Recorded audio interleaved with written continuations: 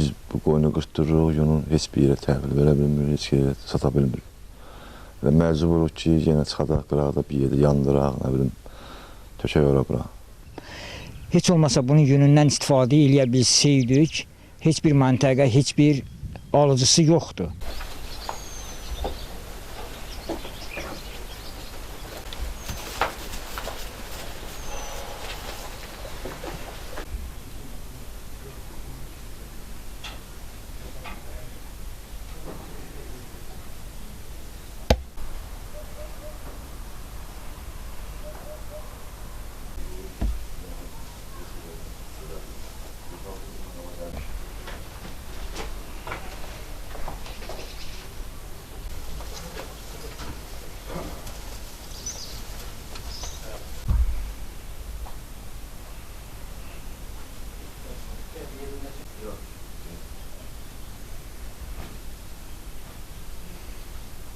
Ne vaxt qalıb, nə deyəcəm? Bunlar keçənlərdən qalıbdı.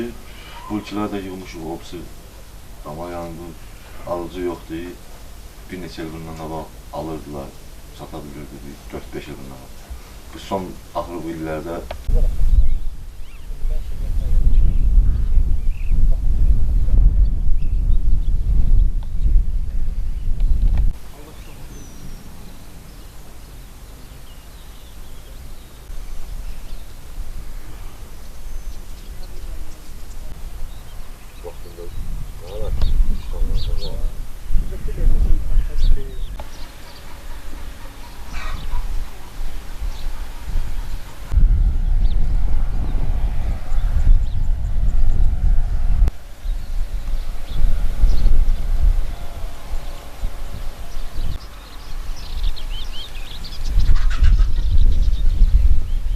Səlyan rayonunun Şorsul kəndi Əlizadə Mirzə Elçinoğlu. Bir neçə illərdir qoyunçuluq təsərrüfatına məşğulam.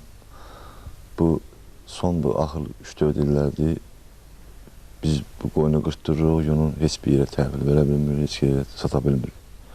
Və məcburuq ki, yenə çıxadaq, qıraqda bir yerdə yandıraq, nə bilim, tökək ora bura. Qoyunun da birin 1 manat 2 manat arası qırxılır. Yəni biz bu yerə verə bilsək, bizə çox köməkli olar. Məsəl üçün, mən bu yunu satsam, 2 ton yarım arpa ala bilərəm heyvanım üçün, örüş yeri ala bilərəm. Yaxşı olar ki, bir qəbul məntəqəsi yaradılar, biz də bu yunu təhvil verə bilək arasa. Yəni çox əziyyət çəkirsiniz? Bəli, bəli, çox əziyyət çəkilir. Ancaq elə əziyyəti qalır da, yəni buradan ora yığ, oradan bura yığ, alan da yox. Axırı məcbur olur ki, yandıraq. Yəni, hər ildə heyvan qırxılır, təmizlənməlidir.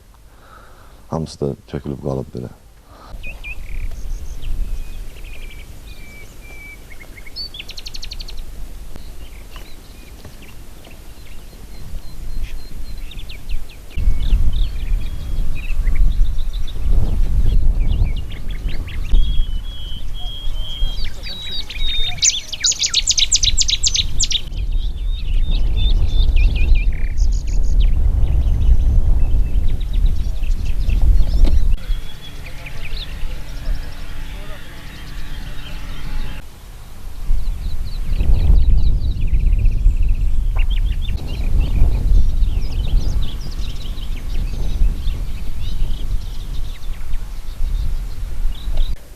Yəni hər il bu təkrar olunur, ancaq heç bir yerdən bizdən bunu götürən yoxdur, məhv olur, dağılır, gedir.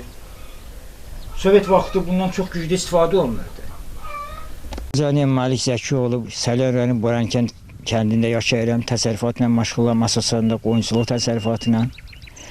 Ancaq bunun yun məhsulundan heç bir istifadə eləyə bilmir. Bunun qırxımı 1 manatla 2 manat arası gedir. Bunun iynəsi var, dərmanı var, təbabatı var. Heç olmasa bunun yünündən istifadə eləyə bilsəydik, heç bir məntəqə, heç bir alıcısı yoxdur. 5-6 ildir bu gün deyək. Əgər hər hansı bir məntəqə bizdən bu yünü tələb eləyərsə, bu da təsərrüfatımızın inkişafına böyük bir xeyir verər.